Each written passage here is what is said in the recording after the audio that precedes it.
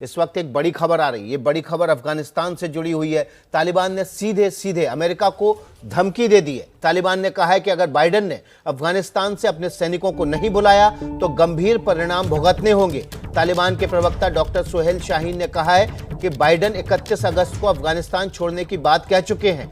Biden की अपनी बात से मुकरने का कोई मतलब नहीं है। तालिबान ने साफ किया कि 31 अगस्त से एक दिन भी आगे मियाद नहीं बढ़ सकती। अगर 31 अगस्त से एक दिन आगे भी मोहलत अमेरिका और ब्रिटेन मांगते हैं तो उसका जवाब होगा नहीं और साथ में गंभीर परिणाम भी भुगतने होंगे। तो इस वक्त की बड़ी खबर, तालिबान के प्रवक्ता ने सीधे सीधे अमेरिका और ब्रिटेन को धमकी दे दी है। 31 अगस्त के बाद एक दिन भी अफगानिस्तान में रहने की मियाद नहीं बढ़ाई जाएगी। प्रणय उपाध्याय हमारे साथ ज्यादा जानकारी के साथ जुड़ गए हैं। प्रणय, जो तस्वीर शुरुआती दौर में तालिबान दिखा रहा था, एक मानवीय रवैया दिखा रहा था, फिर धीरे धीरे वो तस्वीर बदलती गई, महिलाओं के खिलाफ अत्याचार और तमाम हत्याओं जैसी मामले सामने आने लगे। अब अमेरिका और ब्रिटेन को भी सीधे धमकी दे रहा है तालिबान। देखिए विकास, अगर आप देखें कि 29 फरवरी 2020 को दोहा में जो समझौता हुआ था, उस समझौते की अधिकतर शर्तों से तालिबान अब तक पलटता आया है। खासतौर पर अगर आप देखें यूएस विड्रॉल की बात करें तो यूएस विड्रॉल में सबसे बड़ी अड़चन है इस समय काबुल एयरपोर्ट पे जो अफरा तफरी, जो अराजकता की स्थिति है, जिस तरीके से वहां भीड़ मौजूद है।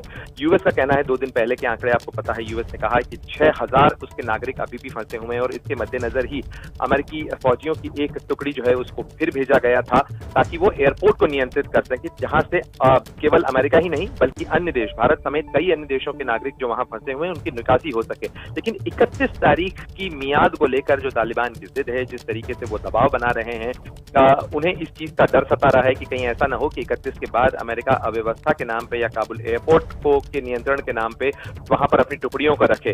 निश्चित रूप से ये एक फ्लैश पॉइंट हो सकता है, ये एक टकराव का बिंदु हो सकता है, क्योंकि अभी भी अफगानिस्तान के अंदर जो स्थिति है, बीते 2 दिनों के अंदर 12 से ज्यादा लोगों की मौत केवल एयरपोर्ट पे हो चुकी है। विकास, भगदड़ हो रही है, वहां लगातार गोलियां चल रही हैं, भीड़ अब भी वहां मौजूद है। सुहेल शाहीन भले ही राजनीतिक चेहरा हो, वो बार बार इस चीज को कहने की कोशिश कर रहे हैं कि ये एक राजनीतिक प्रोपेगेंडा है, लोग डर की बजाय वहां से इकोनॉमिक माइग्रेशन के लिए भाग रहे हैं। ये उन्होंने कई इंटरव्यूज में ये बात कही है।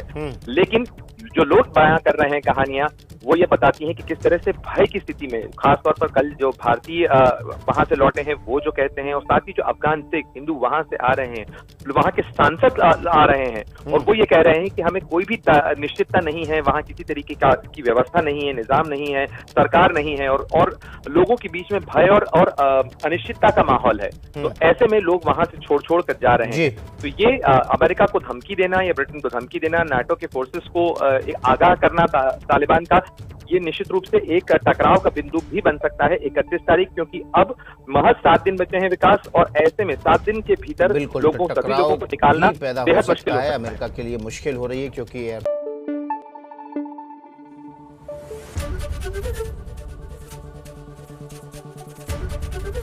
एबीपी न्यूज आपको रखे आगे।